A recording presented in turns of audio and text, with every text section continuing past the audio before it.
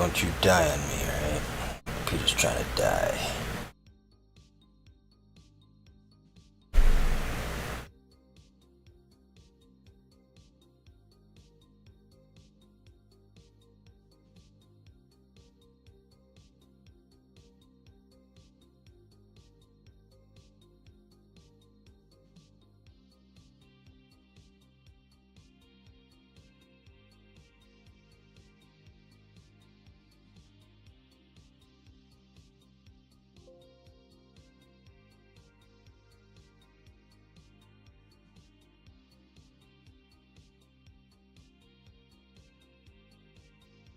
So what I got going on here, this right here, you know, looking at it, it's confusing, right? This right here is my interface for my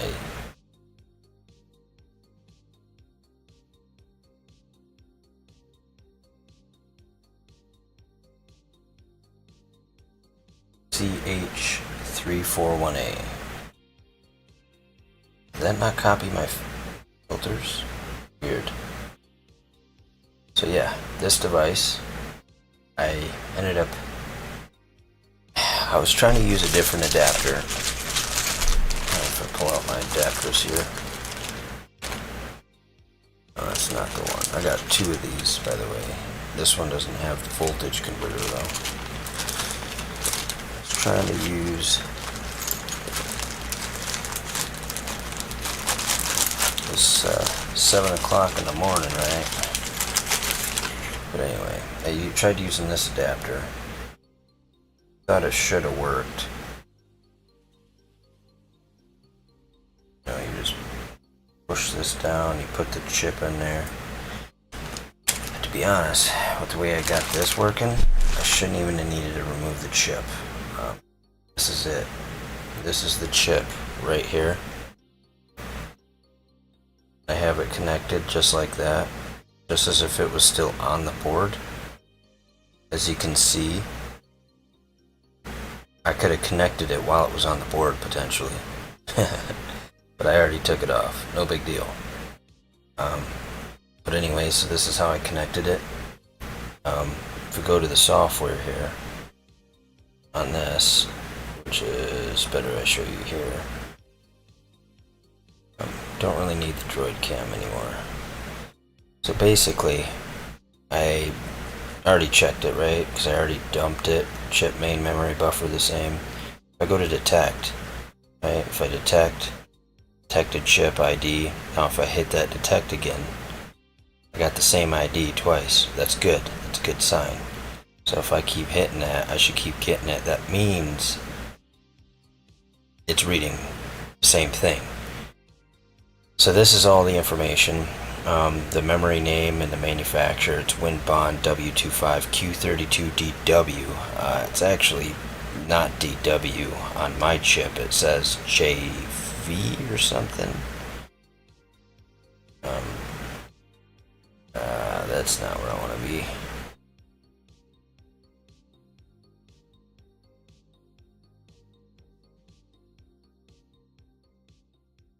Yeah, I was researching this.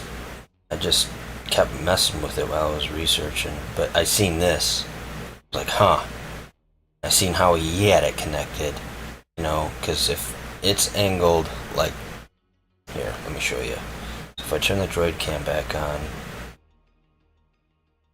and we look, and we compare these two, right? So this is mine. This is how mine's set up. And I looked at his right here. I angled it the same. So his USB, right, it's plugged in and it's facing that way, the ribbon. So I did the same thing. I plugged this in, the ribbon facing this way. I just basically kept, I was even trying this upside down, but you obviously want it facing like it's still on the board. Right, so you could potentially just put it on while it's on the board, you know. So basically I connected it like it was still on the board, and I had to flip it around. I actually had my CH341A programmer, it would disconnect. So if I was in this software here, down here it would say disconnected when I plugged this in wrong, and I kept messing with it until it finally was detecting right with this. So if I got this detecting, then I could go up here and I could read it. So you'd go up to read chip. I already did it. I want to save this first because I've already verified this is it, and I don't want to mess myself here and not have this backed up. So let's save this real quick to make a folder real quick. Documents will work. Create a new folder. Call it CH341A dumps. Yeah, you take your time. Okay, so now we're going to create a new folder and we're going to call this Blink Mini Camera W25Q32EW. Okay. Now we're in here, we're going to name this Blink Mini Camera Firmware Dump.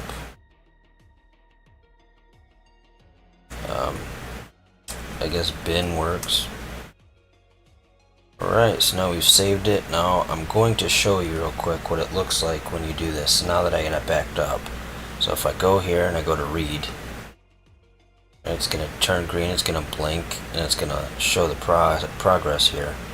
I've already verified here that it's detected the chip properly multiple times, which is what you want to do before doing this. And as we can see, it's starting to do its thing.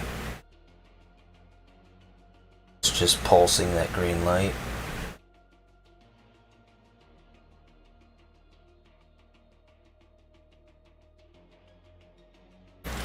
And then over here it's going to be completed.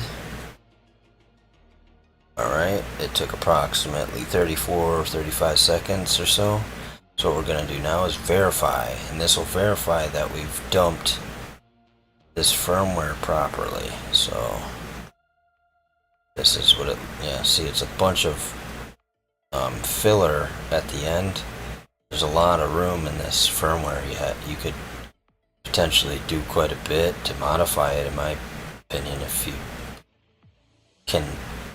You know, there's stuff I still got to do. Like, this is all packed and or encrypted and stuff, but basically this is the firmware. And now what I can do is hit verify. Okay, so now it's going to verify. Again, it's going to go through and verify it with what it read before. Make sure that what we read that is saved to our RAM on our computer is matching what the chip is. So it's a comparison. It's going to compare the data and make sure that the data we read from is the same that we read from a second time. That's just kind of a validation, which is also probably a good idea to do. And as we can see, we're finished up here. Chip, main memory, and buffer the same. And bada boom, bada bing, that's it. So now we have officially dumped the Amazon Blink Mini. Let me see if I can find it. Okay, here it is. So, oh shit. I'm having a hard time grabbing it. Here we go. So let me go to the camera here. Again, this is what I use. It's just a CH341A. And just a Blink camera here, Blink Mini.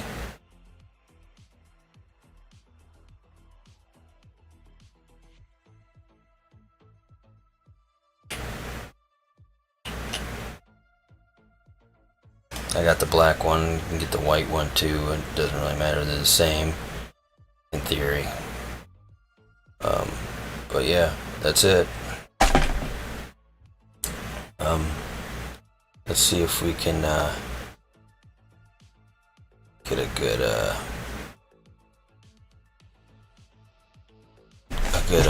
whatchamacallit, a picture, you know, for this, like something like this.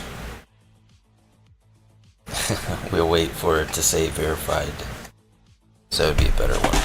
But these are all the, you know, pieces that I could theoretically try alternative methods.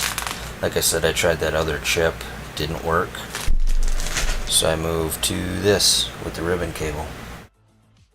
There it is. We're done, and there you go.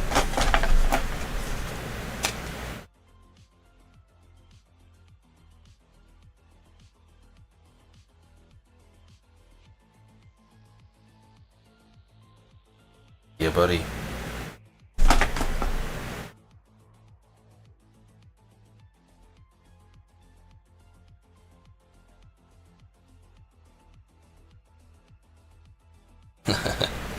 Alright, I'm excited. I was working on the UART all night, morning for the last 2 days, and the UART was not working.